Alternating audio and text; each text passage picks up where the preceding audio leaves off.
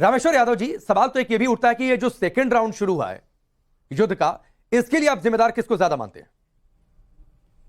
इसकी जिम्मेदारी तो अगर हम देखें तो हमको इसके परिप्रेक्ष्य में देखना पड़ेगा कि रूस जो है वो क्या चाहता है। फ्रॉम द वेरी बिगनिंग रूस के दो मेन रीजंस हैं। एक तो है वो अपनी बॉर्डर्स को सिक्योर करना चाहता है। उसके लिए वो चाहता है कि जितना भी ये डेपनियर रिवर जो है, जो कि ईस्टर्न यूक्रेन के अंदर बहती है, वो बहुत अच्छी डिफेंसिव लाइन है, उस इलाकों तक वो अपना कब्जा कर ले। और जो 4 प्रोविंस है जिसमें उन्होंने रेफरेंडम अभी किया है, ये वही इलाके हैं। और दूसरी जो उनकी बड़ी अहमियत वाली चीज़ है, उनको जो सी स्पेस है, ब्लैक सी से मेडिटेरियन जो सी है, जो कि 3 कॉन्टिनेंट्स का जंक्शन है, वहाँ पर स्ट्रेटजिकली उनके लिए बहुत ज़्यादा इम्पॉर्टेंट है। और वो चाहते हैं कि बिना किसी दखलंदाजी के उनके ये युद्धपोत हैं जो इस इलाके के अंदर ब्लैक सी से लेकर मेडिटेरियन और उसके बाद अटलांटिक और इंडियन ओशन के अंदर जा सकें अपने जियोपॉलिटिकल रीजंस के लिए। इसलिए वो चाहते हैं कि जो सदर्न फ्लैंक है, जिसके अंदर ब्लैक सी की जितनी पोर्ट्स हैं, जैसे क्रीमिया उन्होंने ऑलरेडी एनेक्स किया हुआ है, उसका मैरियोपोल जो है और ओडेसा तक का जो इलाका है, वो चाहते हैं उसके ऊपर हम कब्जा कर लें। इससे 2 बातें होंगी। पहली बात तो ये है यूक्रेन के ऊपर दबाव रहेगा, और ताकि जो भी रूस जो है बात कहना चाहता है, यूक्रेन उनकी बात सुनेगा। और इसके साथ साथ जियोपॉलिटिकली एक चीज़ का एक एश्योर हो जाएगा कि रूस जो है दोबारा से एक सुपर पावर की तरह से रीइमर्ज होगा। क्योंकि अगर आप देखें इस पूरी लड़ाई के अंदर पिछले 8 महीने के अंदर पश्चिमी जो देश हैं, जिनका इस वक्त मुखिया यूनाइटेड स्टेट्स है, उन्होंने सब काम किया है। उन्होंने हथियार, एम्युनिशन, इंटेलिजेंस, हर एक चीज़ उनको मुहैया कराई है, लेकिन वो खुद युद्ध के अंदर नहीं आए हैं।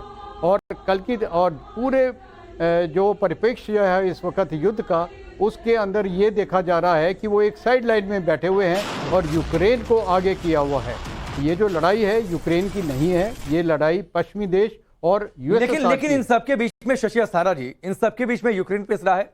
आज खौफ साफ तौर पर दिखाई दिया, चाहे यूक्रेन के नागरिकों पर। जेलेंस्की खुद सड़कों पर आ गए और उन्होंने वीडियो संदेश वहां से जारी किया और दिखाया कि तबाही किस तरीके से हुई है। इस बार आपको लगता है पुतिन का मैसेज बहुत लाउड एंड क्लियर है? जिस तरीके से फैसिलिटीज को, कम्युनिकेशन सेंटर्स को, पावर प्लांट्स को उन्होंने जिस तरीके से टारगेट किया है कि अब तो घुटनों पर ला ही देना है यूक्रेन को।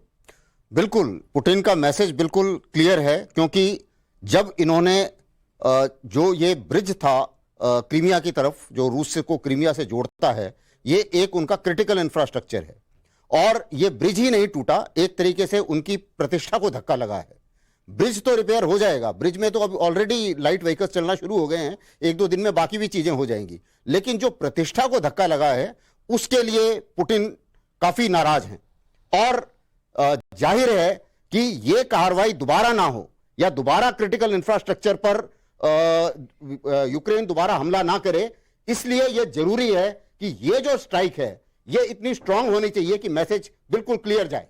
तो ये एक कारण है। दूसरी चीज मैं आपको समझाना चाहूंगा, जो आपने अभी एक सवाल भी अपने फ्लैश किया था कि ये जो लड़ाई है न्यूक्लियर लेवल तक नहीं पहुंचेगी, क्योंकि अगर वो टैक्टिकल न्यूक्लियर वेपन जैसा कि लोग मान रहे हैं इस्तेमाल करते हैं, तो ये रूस के हक में नहीं जाता है।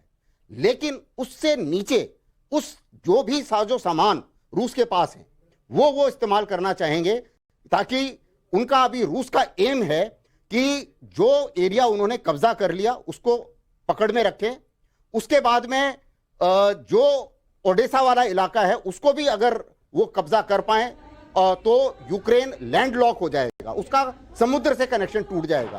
ये उनका एम है। और इनका जो रूसी खेमा है मोल्डोवा में, उसके साथ जुड़ जाए। नहीं, लेकिन मैं मेरे सवाल पूछने का मतलब थोड़ा सा अलग था। मैं शुरुआत में इंटरप्ट नहीं करना चाहता था अस्थाना जी, लेकिन जिस तरीके से पावर प्लांट्स को टारगेट किया है, सर्दियां आने वाली हैं, बर्फ वहां पर बहुत ज्यादा गिरती है, लोग किस तरीके से परेशान हो, घुटनों पर कैसे ला दिया जाए, या फिर जो फैसिलिटीज हैं, इंफ्रास्ट्रक्चर के जो सेंटर्स हैं, उनको टारगेट किया है रशिया ने इस मिसाइल अटैक में। बिल्कुल, क्योंकि रूस का ये प्लान है। और मेरे एक एनालिस्ट के तौर पे मैं ये समझता हूं कि किसी तरीके से इसको कंसोलिडेट करके सर्दियों तक युद्ध ले जाया जाए और सर्दियों में रूस के साथ लड़ना बहुत मुश्किल है, क्योंकि बाकी सब देशों को एनर्जी की प्रॉब्लम होगी, गैस की प्रॉब्लम होगी, बाकी चीजों की प्रॉब्लम होगी, लेकिन रूस के पास ये प्रॉब्लम नहीं है।